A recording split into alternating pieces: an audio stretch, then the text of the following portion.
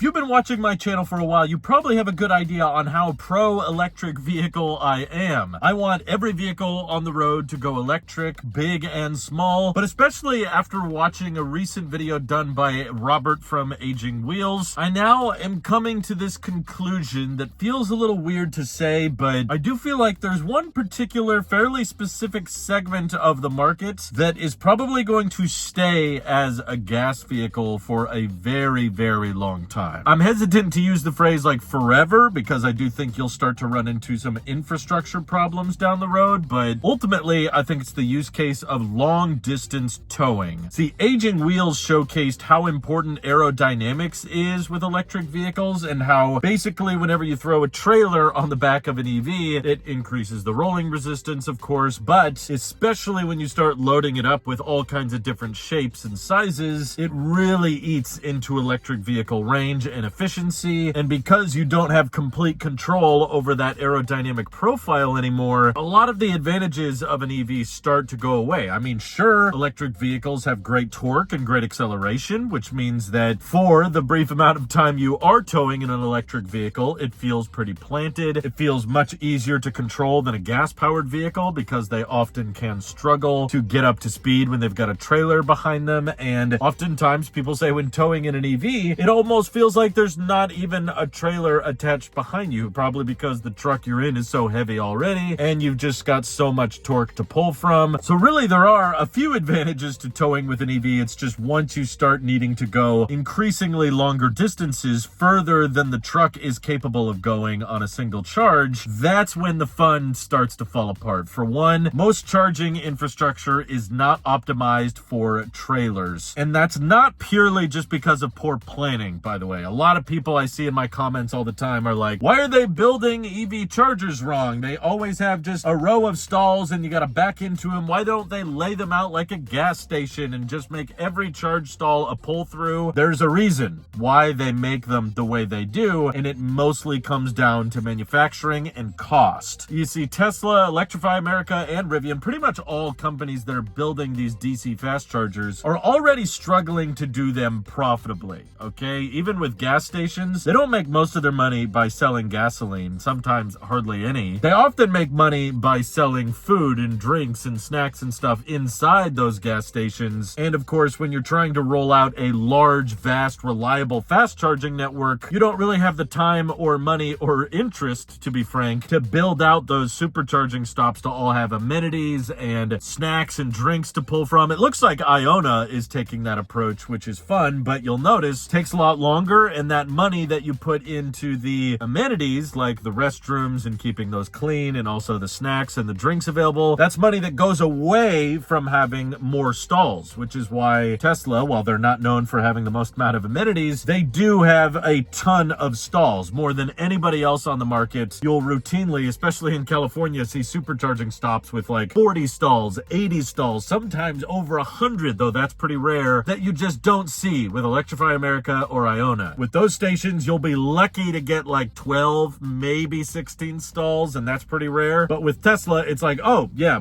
20 there, oh, 40 here. It's no big deal because Tesla put all of that money into making the most amount of stalls possible and prefabricating those stalls from the factory. And that explains the location and layout of a lot of supercharging stalls. They directly put them in concrete slabs that they can, on one piece, then lift off of a semi-truck and plop onto the ground, and boom, then you just gotta wire them up. I'm sure there's more complexities to it, but my point is, for layouts and for permitting, you know, getting permission to install these big, expensive electric cabinets and dispensers at every DC fast charger, that's why companies lay them out that way. It's not because they're just like, oh, I guess we need more chargers in the ground. It's not that they can't install them the same way gas stations are laid out. It just comes down to being more cost effective. But even then, as Aging Wheels showcased in his video, when your efficiency takes a big hit while towing, that starts to make the electric towing argument much, much weaker, because for a lot of people, unfortunately, just being better for the environment and not polluting is not enough of a reason to go electric. You know, as much as I think that's cool, personally, I would be totally fine buying electric vehicles, even knowing full-heartedly that they will always be more expensive than gas vehicles. I don't care. I just think they are better than gas vehicles. And I know this is an argument that you're not allowed to make anymore, anymore because there's so much legacy media that's pushing against this narrative, but I like the idea that my car doesn't pollute when I drive it, you know? I understand there's emissions involved in the mining, but the battery packs are not thrown out when you're done with them. They recycled, they have a second and third life after you drive them, and the pollution is also not at our residential level, which there's all kinds of health benefits for. But anyway, I'm getting sidetracked. A lot of people will not consider going electric unless there's some really financially viable reasons, and I think that's been a huge motivator for a lot of people, especially in California. Gas is so expensive. That's why people are interested in checking out an EV. They know they can charge from home, especially when you get some off-peak electricity prices, or maybe you're fortunate enough to have solar as an option in your area with batteries. Then you can nearly start driving around for free, and if you can't afford to put solar on your house or you live in an apartment, that's where Aptera hopefully will have some solutions in the not too distant future for you. But not having to pay for gas and knowing that the EV is going to save you money the more you drive it, that's a huge selling point in my opinion to go electric. But the only way that that electric argument works is if the EV is cheaper to run than the gas vehicle, and once you start towing with an all-electric truck and your efficiency starts diving down to 1 mile per kilowatt hour or sometimes even less, yeah, that's when it's like, okay, once you start paying for expensive DC fast charging on a road trip, there are many scenarios, and this is not an exception. This is actually more constantly reminded of. There's all kinds of situations where people are towing with their Cybertruck or F-150 Lightning or their Rivian or Silverado, and once you start going to DC fast chargers that are charging 40, 50, 60 cents per kilowatt hour, you're genuinely better off. It is actually cheaper to buy a gas pickup truck and tow with that because of how subsidized the oil industry is. It's pretty cheap to buy gas for those inefficient gas trucks because so much of your losses are involved with the engine, not with the trailer. So there's less of an impact on your total range with a gas pickup truck, especially when towing long distances, than an electric truck, which can very quickly go from even a 400-mile range dwindling down to 200 miles, and then you get to your DC fast charger and there's no trailer-friendly stations. So the big question I'm sure a lot of you are pondering is like, well, don't give up so quickly, Drew. Isn't there a solution in the future where electric trucks would be able to actually be cheaper than a gas pickup truck towing long distances? And sure, maybe in the future there will be more trailer-friendly stalls. Tesla does label those now on their display. So if you have a trailer connected, it will try to prioritize you towards superchargers that have pull-through stalls. But again, they're not the norm. I don't think they ever will be. I think it will always be fundamentally cheaper to install dispensers at fast chargers to be back in and all in a row in the back of a parking lot rather than just occupying,